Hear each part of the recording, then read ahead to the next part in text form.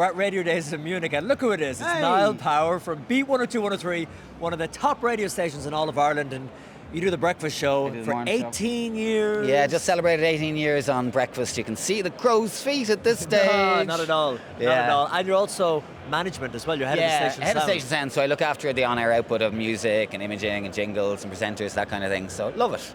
Richest man in radio in Ireland, right here beside us. Now tell us, you were talking about, every year you talk about these kind of amazing radio promotions because you specialise in this as well.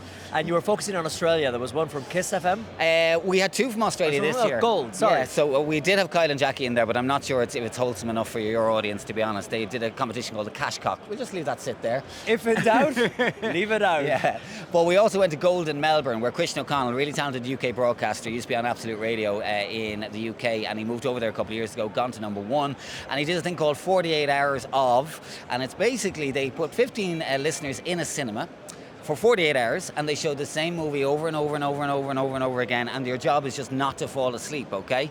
And so this time, it was their second time doing it. They did the perfect movie for something like this, which was Groundhog Day. Yeah. So I think the movie played 29 times over that 48 hours, and about 7 of them made it to the end, which I can't get my head around. I'm like a cat. I need to nap every 3 hours, like, you know? And they were still standing there, but some of them admitted they were total insomniacs, like Yes. actually like needed help with this. So they must have had them wired up to make sure that they weren't... They were like literally walking around, and if you even close your eyes, the bell was rung and you were thrown out. Wow. Yeah. So you had to watch the movie 29 times. 29 times. I mean, I'm not even sure my favourite movie I could watch that often. That to be is honest. crazy. But, you know, they do these promotions because they want to drive listeners to the station. Yeah. Did it work? I think it did well. Yeah, Christian is #1 in Melbourne since he went out there, and he's grown his audience. So I think it definitely does work. I mean, what you're essentially looking for with a promotion column is talkability. You want people talking about your radio station and going into work and saying, "Did you hear what they were doing there?"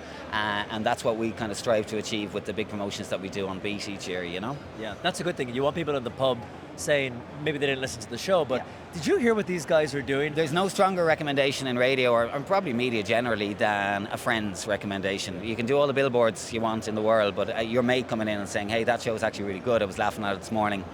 Chef's kiss. That's what you want. Now, as the head of sound, as the breakfast presenter, as the richest man in Irish broadcasting, All you've true. been to many radio days.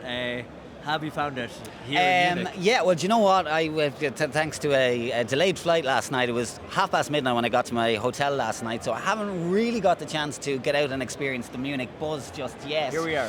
But now that my presentation's out of the way, I'm very much looking forward to the party tonight, to meet all the great radio people from across Europe and beyond, and seeing a little bit of Munich too. Party time!